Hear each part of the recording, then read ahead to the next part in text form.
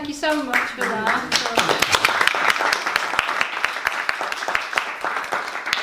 Maybe when everybody's got bored of us chatting, we could have a little bit more music to chill us out for a journey home. That would be great. So, Kevin, you've told me not to be cheeky. Yeah, here we go. So I'm not going to be cheeky. You'll be cheeky if you like. What I thought would be a nice way to have our chat is to use the paintings that we have on the wall to sort of go on a journey through parts of your life. Okay. So I thought... that's a nice idea. Yeah, I thought that Lost would be a great place to start. Yes. So this is quite a rare watercolour. Yes, I don't do many. And I did them on, I thought it was 93, but I think it's 94. When I just got back to Wales, I was living in a place called Lletibrongi, which is in the Llinvi Valley. And this was summer of 93, I don't know if anybody remembers, it was probably the wettest summer in records. I mean, the farmers couldn't go out into the fields even, it was so wet. I was in this new build bungalow, which wasn't very inspiring, but I came down from London with a bale of Indian handmade paper, and I just started doing watercolours, and this is the last one left now. It's priceless. Available on collector plan this evening. It's very, it's quite emotional because I don't know why I did it. I don't know why I put a Greek bronze image. It looks like flesh, and it is flesh, but it's taken from a charioteer of, I can't remember actually. It's Hellenistic anyway, because it's quite realistic. But I had him wandering through the Darren Valley. I don't know if anybody knows the part of my stake. There's a little branch of, and it's called Darren, and it's well loved. And a very strange coincidence. I got quite familiar with this little part of this valley because there was a stone-built farmhouse that I rented for a holiday with the family in about 2 years previous to that. I had no idea I was going to end up there, but it was such an isolated place. You had no what's it called, light pollution in the sky at all. So when you went out at night for whatever you wanted to do, just to breathe fresh air, it was like black velvet. You couldn't see anything in front of you at all. It's absolutely extraordinary. I was speaking to the farmer. I wanted to buy it, but there was apparently a time in Wales when if you started to erect anywhere, erect a stone 4 walls with a roof on it, it was yours. You could claim it. And history went back to that time. So it's very basic. Well, it wasn't so basic for us. But since then, I've written a little bit about it, and it's about somebody that's lost, isn't it? It's about a cultural, not cultural war, but it is about a cultural sort of detachment. Personal loss or loss of, is that, no, because you moved from London to Yes, I Wales. moved from London. I'd been in London for some time. We had all our children, and I had, I suppose lots of people would call it a success, but and then everything went pear-shaped. And I had sort of skedaddle. Yeah, so there was a kind of lostness about my first couple of years there. 2, 3, 4 years actually. I remember feeling that I was lost. I remember feeling that. I'm not really attached to London. I'm not attached to London now. But there was this feeling that I'd left the artery of cultural direction or whatever it was. Yeah. And I remember not long before I left, I'd had a letter a yellow envelope that came from the Metropolitan Museum of New York. I think it's the Metropolitan Police. That would have been yellow. That would have been okay, because it would have been corrupted. So, yeah, the Met. And they always send out, the letters are always yellow envelopes, I don't know why. But they wanted to, they had a monotype etching of mine. Actually, it was about this. It was kind of like that. Yeah. And they were cataloguing things, so they wanted to make sure, they wanted to know all the details and what had happened to me, what have you. I didn't bother to reply. So that was weird. I just didn't. I don't know. I was weird. But years later, I did reply, and the things had changed by then. Everything was computerized. I could have just filled in a form and said, and so I was a little bit lost. But then they sorted it all out. So if you put my name into the Metropolitan Museum of Art, New York, you will come up with this this little monotype etching. Anyway, so that was the kind of way in which I was. At one moment, I was sort of receiving communication from the Met in New York. She's probably, I think, it's better than the National Gallery. It was sort of quite. And then the next minute, I'm wandering about the Darren Valley. So I was lost, man. That was so yeah. But So you could have gone anywhere, though. Could you? yeah, I did look at. My family's all over the place, and I did look at some stuff in houses in Northamptonshire. No, I had to come back. The Wales thing seemed to be such the right thing to do. No, after not very long, I was, because I come back for a specific reason. I come back to convert this building, this church building that had been given outline planning permission to convert into a dwelling. And I knew the Gayle Valley. And so there was a kind of inevitability about it, really. So I came back to do that. And then it took us ages to get everything sorted out. And that's when I was living in this new build bungalow with a damp garage with an up and over door. Which is that was your studio? That was my studio, and that was the only form of light. That was the up and over door. So was there any neighbours around? Yeah, the builder was only about 200 yards away. There was stuff around. And there was a small terrace of houses that used to be there at the time of the railway station. There was no railway station anymore, but there must have been railway works. So yeah, no, there was life around. But the thing is about that garage is that, garage is people correcting me. You've got to speak the lingo. Yeah, you know. I had a paraffin stove which I kept near my pallet, very dangerous actually. And I had a railway worker's overcoat. That's how I painted running away with a hairdresser, by the way. It was in that garage. I find it fascinating that what you've been saying about loss, and then to move to running away with a hairdresser. Yes. They seem poles apart. Yeah. So you do pull. Every now and again you pull things out of the fire, don't you? You just got to. Otherwise, so I've got. I can't do anything else. I can only paint. And I've inflicted this on my wife and children for years. It all turned out all right, Dad, they tell me. I don't actually like my life, kids, boys. I should have. Yeah? I should. Those years when you were in London, dragging your children around because you've got some selfish ambition. And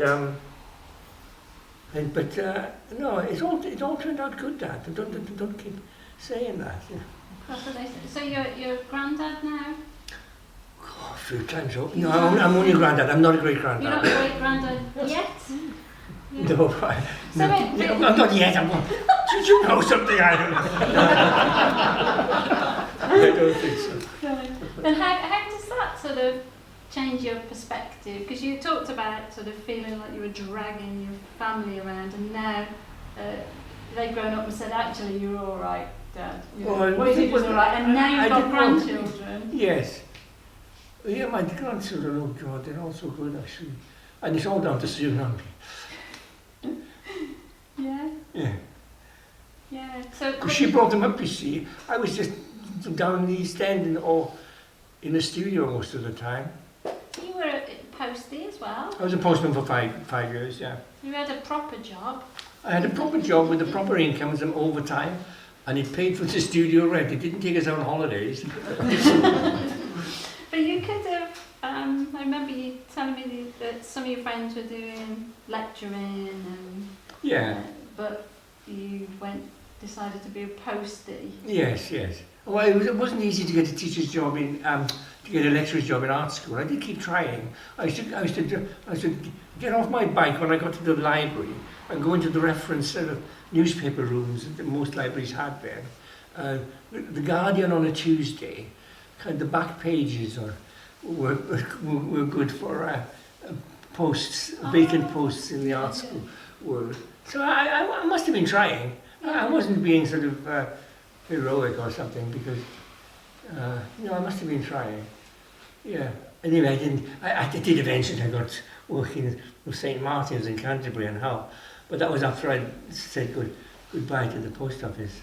Things did start to come through like that. Yeah.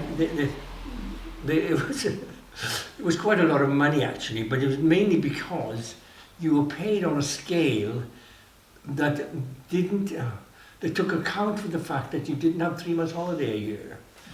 So that meant that the hourly rate of your working was it's difficult to explain. They built in your holiday pay into your into my hourly rate of whatever I did a week, which was never very much. It was always a kind of peripatetic or visiting tutor. Yeah. So it wasn't. It's just I can't imagine how you go from being a postie to a lecturer. Which is easiest then, being a postie or doing tutoring lecturing? It's all romantic, you see. It depends where your head is. Because I thought being a postman was, I used to get fired up riding my bike on my second post at 11 o'clock. Fired up, knowing I was going to be going down to the studio in Stepney in the afternoon, and the world was at my feet. Oh yeah, very romantic. I did this the second half of my 20s. I graduated when I was 26. So. Right. Yeah. And taking you right back to the beginning. You talked about family, but your family was pretty big. It's a big family. I'm the youngest, and some of my nearest brothers look younger than me. I'm the youngest of 16. You're the youngest of 16? Yeah. My eldest... Did your mum get like a medal? Well, if she was in France, she would have been, or Israel, she would have had a gong over her. Yeah. She was... I was born in the end of 47, and she would have been 46 then. She was 1 year behind the year of that we were in, essentially. My eldest sister was born in 1924, so it's 24, 34, 44. It's 30 20. I don't know how many years between the beginning and the end of the. Of it all, yes. So, my memories of it, my earliest memories are not of a crowded house, by the way. No, because there was over 2 years between me and my nearest brother, and he would have been in school, only local school, in the day, and I would have been crying for the sweet coupon for the core, because it was still coupons. Wow. But you must have been surrounded by people Christmas time all the time, or did you find spaces for yourself? Did you find space Oh yeah, I was always working, always. My mother had a nickname for me as Artichoke. My daughter bought a very nice Christmas present. It was 6 bowls, fruit bowls in the shape of an artichoke. Because I used to draw on the remnants of wallpaper. Wow. Now that was, you unrolled it and it was quite a big. I mean, it'd only be cowboys and Indians. I hadn't started looking at art then. That would have been an influence on what I could draw. I wasn't long before I started. But it was, I was always doing something. I remember doing all that. Anyway. No, go on. I remember doing a drawing of Tommy Steele. That's how long ago. Oh my God. Yeah. I wish I had it now though. I don't keep things. I think that's. Yeah, because I found when I ask you about paintings, I'll say, oh, so and so, have you still got that one? And you go, oh, I don't think I've got that one. And then there always seems to be you're working on the next thing. It's kind of like you've done it, and you're on to the next thing. That's something to do with. That's how you really onset something or other. you get very easily distracted. Right. You're walking across the room to do something and you get distracted and you find yourself not doing that thing you set out to reach. So that's why you've got 3 or 4 paintings on it? Oh, I've always got. Well, it's not yet. I've got a big studio. But no, I've always got 3 or 4 paintings on at the same time. Oh, yeah. And are they, because you've worked on series like the Welsh series, the London, New York, Pontycomers from... Oh yeah, history paintings. Yeah. History paintings, that's it, the Welsh history paintings. So, do you decide, right, I'm going to do a series now? Yes, I did that time. Yeah. I don't know why. It's because I read a book about, it was just a self-publishing book about a family called the Anderson. I remember these things now. The Andersons. Yeah, and they were a music hall family that had come from London originally. Albert Bridge Road, actually. I know Albert Bridge Road quite well. Their father was the royal Punch and Judy man. I don't know who the king was at the time, but it might have been Victoria. And they were a kind of troupe. And they did a kind of vaudeville troupe, I suppose you'd call it. And they did a spell in New York. Not very long, but they were in New York. And then they sailed back to the UK. I think they might have been fugitives from the law, so I don't know. It seemed to be odd. But they must have been reading trade papers when they were coming across the ocean. And they ended up, they had an Argyle car, which is one of the, I think it was probably the first non-horse-driven carriage, it's quite a thing. And anyway, they drove from Portsmouth or Plymouth, wherever they docked, to Pontycommer.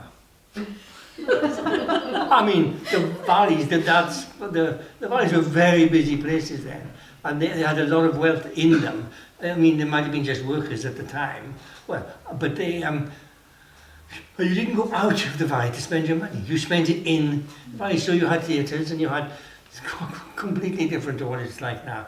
The shops were bustling and anyway, they found themselves managing what had been a roller skating rink as a kind of emporium of entertainment. And this is the Andersons now. So this is a sort of thing that I like the idea of it, and I did this kind of a critic called it, or a picaresque. The first one I did. It's only small. Yeah. This is a different kind of way of me to paint, all completely different. And it was because it had a kind of content that, it's interesting. Right? Yeah. I could still go back and do it. I will do it, but it won't be about ancient history. It'll be about my history. We haven't really talked about, we've talked about you moving and starting your workspace and creating your work, but then, for some reason, you go, oh, what Pontycommer needs now is an art gallery. So how did that? I I'm standing, chatting to Clive Roberts, who is not alive anymore, Clive. But he's Clive the Boot. Clive he had the shoe Boot. shops He had a everywhere, shoe yeah. shop. And I'm standing, and opposite us is this semi-derelict shop. The double front is quite... And I hear this for sale, but there's rain pouring in through this collection of roof, what do you call them? Valleys, I suppose, where you've got add-ons to a building. And well, I offered them nothing for it, but almost nothing. So why did you... But why did I do it? I got past the question, didn't I? I don't know. I was just... I don't know why. Did I have... I already had a working studio, a good working studio. Why did I want to bother with this building? I think in the back of my mind it must have been a gallery. So that it's not... I called it a studio, Studio 18, because it was 18 Oxford Street. But I must have always thought, I don't know, it's weirdest name. It's like, I'm not an... it's like an empire building, but I'm not... The idea, or anyway, they accepted I walked away after making this stupid offer. And they, in about 2 weeks, they called me and they wanted, and they agreed to it. Oh my God, what have I done? So there's architects, engineers, sleepless nights. And anyway, things went on. And I kept meeting the bills. Well, there was quite early on. I used to ring the architect. I said, "Look, John, could we get it to a stage where it's secure and walk away for any length of time that I might need?" He said, "Yes, of course we can." But it never got to that. I mean, the thing is that the other thing is that it was called a graveyard project by the builders, and that's when. Does anybody know what that means? So it means they've got other callings on their work, and they can just. It's one of those projects. Anyway, it meant that it took much longer than it was going to take, which was great, because I then didn't have to find the big deposits of money that the various stages of the building required.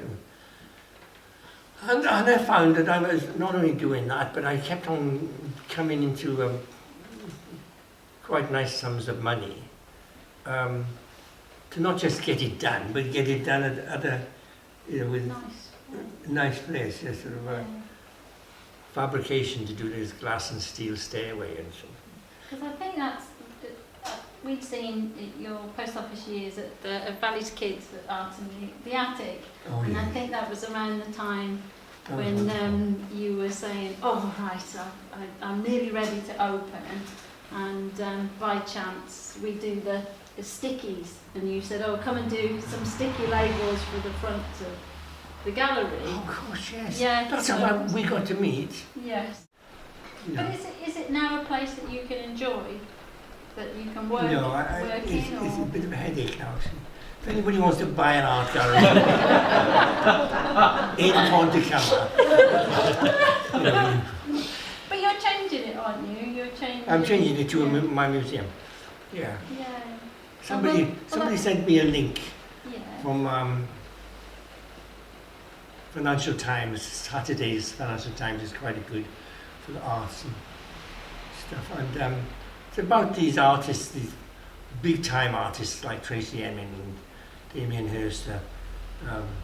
People come into London and want to see their work, and very often they're with dealers or they're with arrangements where you only see a major exhibition once every 2 years, and they've started to open their own spaces, and they've called them museums, I suppose.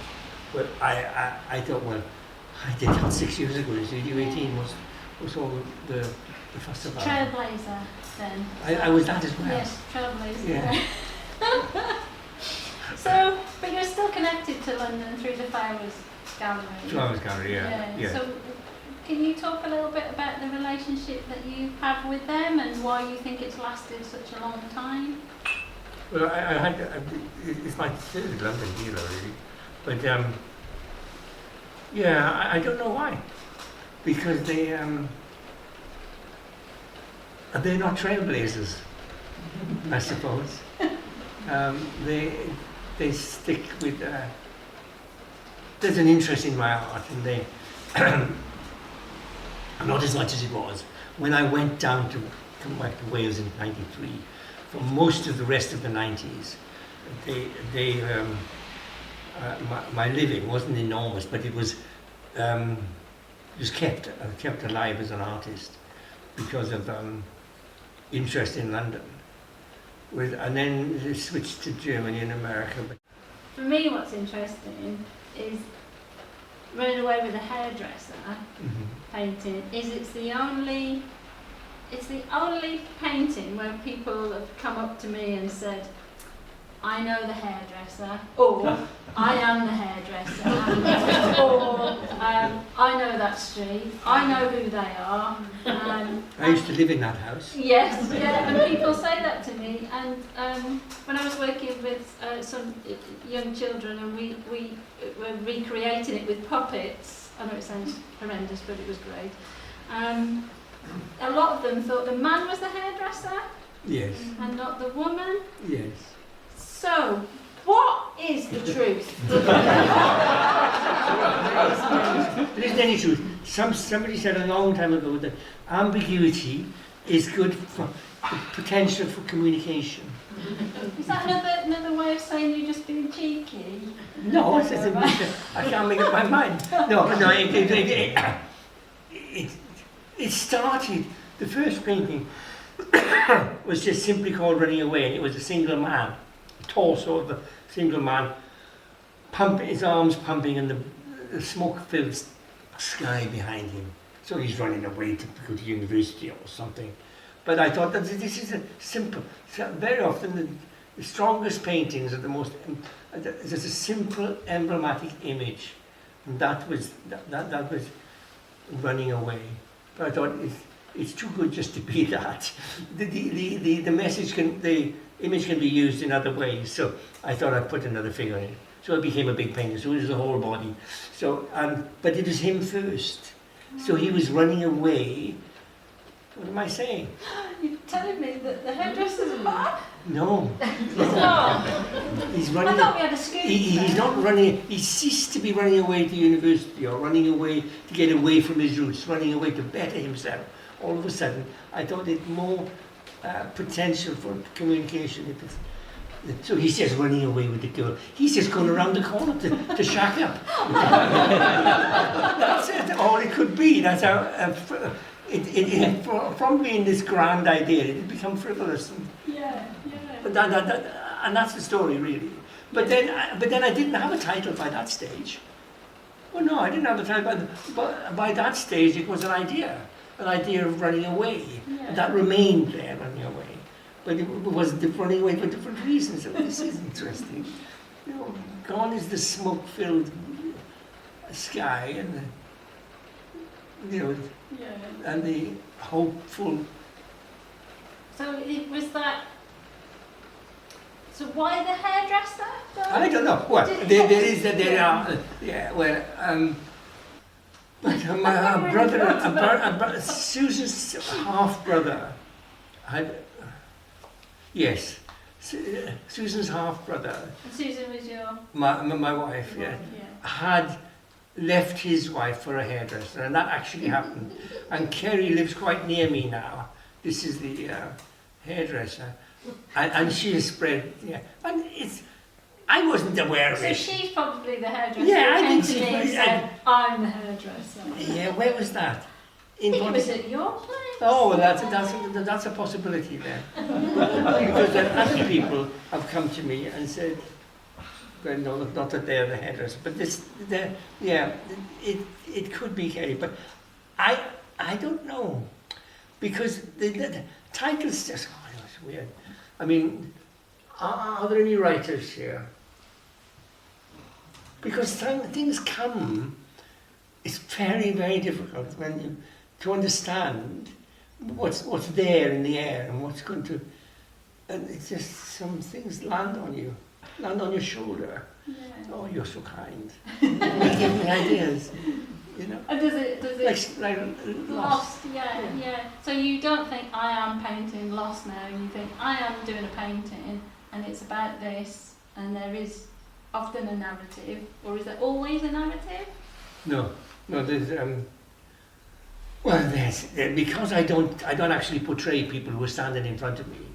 There's always something going on, even though it hasn't been my intention. If you have two people in relation to one another in a formal way or a compositional way, a dynamic way, some narrative will be suggested, won't it? Yeah. You know, just goodbye. Or... So do you go, right, I need this prop, I've got to go to a Well, Chinese... sometimes I will go and look at a prop, yes, but most times it's just coming out of a kind of abstract gestural thing that I'm working on, and what happens is that the painting suggests to me what it is. I don't sort of suggest to the painting, Right. you've got to be this now. It's constantly suggests to me. Sometimes it doesn't work like that, but most of the time it does, and I don't know why. Somebody said to me about figures, your figures emerge or come out of your activity, whereas they're struggling. This person was struggling to get, you know, the heads right, or the arms right, or the hands right, and my drawing is becoming looser now. Actually, I've started to draw with pieces of charcoal, and I've got no interest in getting things right initially. It's just this, I don't know, this. Just like the flow and It's a flow and movement, and and because with charcoal you can then you can remove bits with your fingers. So you know, it's the drawing is constantly moving, working, altering so that you can fit things in. Yeah. They weren't there initially because I'm having a nice time at the moment with my charcoal. The things I've run out of the dust. It does wear down quite quickly. Yeah, it does, doesn't it? And then you blow it off. I tell you what, I did my first history paintings. I covered my big studio with wrapping paper, a long, I had a 50. Yes. Do you remember those? Yes, yes. And they were all charcoal drawings of Oxford Street, Pontycumber, actually, and different things happening with horses. And I was just having a whale of a time. And most of it didn't become paintings. But I tell you what I did and I photographed it. I had a vacuum cleaner, and I used to erase parts of the drawing with the vacuum cleaner. It actually worked to move. You're not giving away your trade secrets. No, that was a good one. And somebody who, Peter Prendergast's widow, I think, no, or one of his sons, he spotted the vacuum cleaner in one of the photographs. So it was appreciated. What's effective innovation, innovator. I am.